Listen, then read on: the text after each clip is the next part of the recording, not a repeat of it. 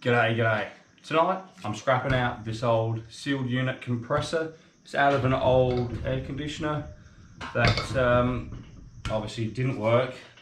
So this is quite old, it's quite large, so I expect to get a fair bit of copper out of this. If you've been scrapping for a while, no doubt you've already pulled one of these apart. But please stick around, enjoy the video. If you're new to scrapping, well, first of all, welcome. Also, there's a few handy tips I'll give you in order to make this process a little easier. First and foremost, do not wear your Sunday best when scrapping one of these things out, because it is actually filled with oil and it's quite a messy process. So I'll show you first. Before we cut it open, it's best to get the oil out first, well, at least the majority of it. So I'll show you how I do that. What you're going to need for this process is an old bucket. Just look out at a building site. You'll find these just sort of thrown in the bin, or just quite often just left in the front. Just grab them, give them a clean, and you're good to go. Comes in handy for many things. A couple of bits of timber, or in this case I've got a couple of offcuts from a flooring that I've recently done. Something strong enough that's going to support probably a good 20 kilos, 25 kilos in this case. And you're going to need a drill as well. Alright, get your drill, just drill straight through the top.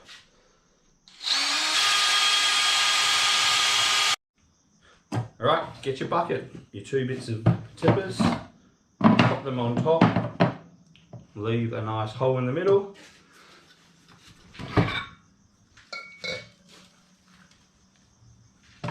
Pick her up. So as you can see, the oil starts coming out through the hole into the bucket. Just spilt just a tiny bit of oil, not much at all. I'll clean that up later. That's a very easy small amount to clean up.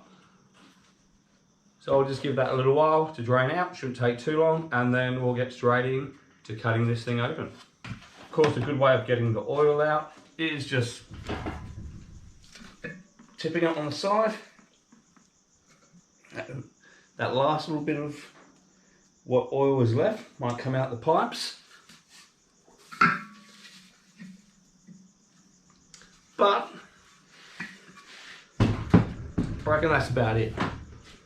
Now I've got the majority of it out. I didn't get it all out. You probably never will get it all out. But as long as you get the majority out, it will make your next step in cutting it open and dealing with it a lot easier, be a lot less messier. So if you don't want to get the surface of your bench dirty, put a towel down, put a blanket down, put something down just to protect it. Personally, I don't care. So I will get straight into showing you how to cut this open. When cutting this open, you don't want to cut too close to this joint, this seam, because it's two pieces of metal that are joined together, so it's actually going to be twice as thick in this little section. So I'm going to go maybe, 20 centimeters, an inch, maybe above that, and cut straight through there. And you'll only have to cut one layer of steel that way. To do that, I'm going to get out the grinder and cut that. Just a very thin blade will do, and yeah, start cutting, away you go. All done. Well, that was actually quite quick and easy. It didn't use too much of the blade either. This was a brand new blade before I put it on, and I've used 8 mil, if that, 5 mil, very little of that blade, so it's quite easy cutting. Alright, moment of truth, let's take this off. Should come straight up, super easy. Have a look at that, whole stack of copper. Whew. It's got a bit of a funky smell, but I don't know, call me strange, I quite like the smell. Maybe I'm weird. I think we all know I am. But aren't we all? Still covered in oil, but I can see the majority of this is just fine. It's yeah, it's pretty clean. Before I go any further, I'll get this, tip it upside down into the bucket and get that last bit of oil out. Have a look inside of this. It is a thing of beauty. So shiny, the oil keeps it clean. Bit stiff. Looks like exhaust pipes coming out. Full of copper. Very nice. Let's get the magnet on some of these things. Well, there you go. Thought that was copper. Sticks.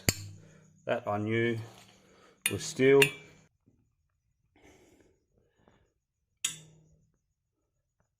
So that must have a coat of copper over the top of steel.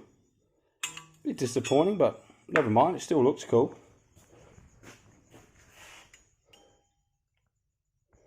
But that windings there from the motor, that's where the money is. And I'll look forward to pulling that out and I'll show you how to go about that. To get this out, super easy, just pick it up, put it upside down. Give it a bit of a shake. And you see that there is a couple of pipes just holding on. So if you can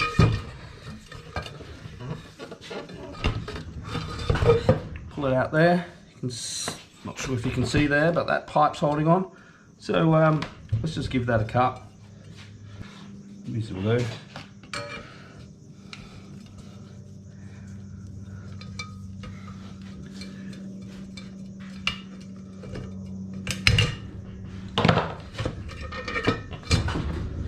Couple of small ones.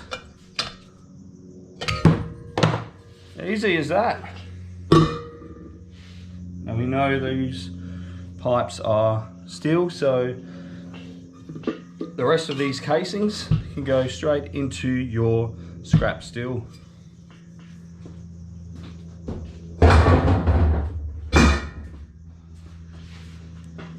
right, we are left with the bits and pieces. See how we go about pulling it apart.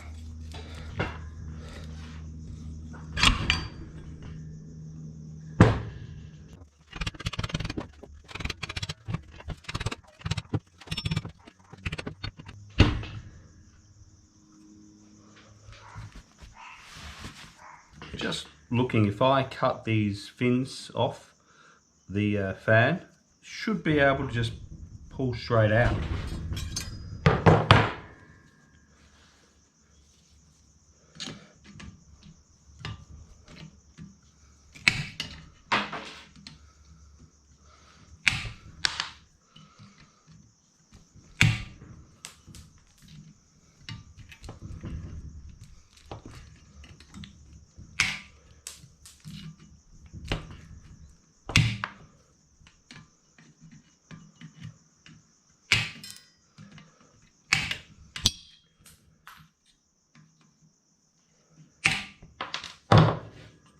Give that a go. Have a look at that. Easy. Everything else, unfortunately, is more than likely just going to be steel, cast iron. So can't really see anything else that's not. Might have a little bit of alloy here and there, but not enough to actually go to the effort of pulling it apart. So I'll put this in my scrap steel bin. All right, it is time to pull the windings out of this motor. First things first, generally you would check just to make sure that this is copper and not aluminium. Sometimes it's aluminium, but being so old, it's a pretty good guess that it's going to be copper. So just give it a quick scrape. And yep, taking that first little varnish off, and you can see there's copper There, so we are good to go to pull these windings out. Okay, when pulling this apart, I'm sure you've seen it before, but I will just give you a quick reminder of how I do it. Cut straight through the first layer. Sometimes you can get a screwdriver and actually pull it through the whole lot. Generally, you're not always that lucky. But since this has had oil in the whole time, maybe it's loose. I'll give it a shot. If that doesn't work though, just cut this side too, all the way through. Then you're left with just little bars of copper. And then you get your screwdriver or a hammer or something that will fit in those holes and give it a hammer. I won't go through with it on camera, but as I cut through, I'll show you just the first parts, just so you know what I'm talking about. All right, I've cut through the first section, straight through. There's your copper there. Now, with any luck, it's loose enough that I can just pry the whole lot out. Easily, actually.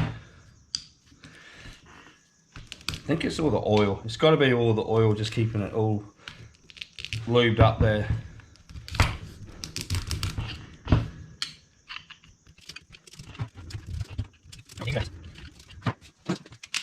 Just for the last bit.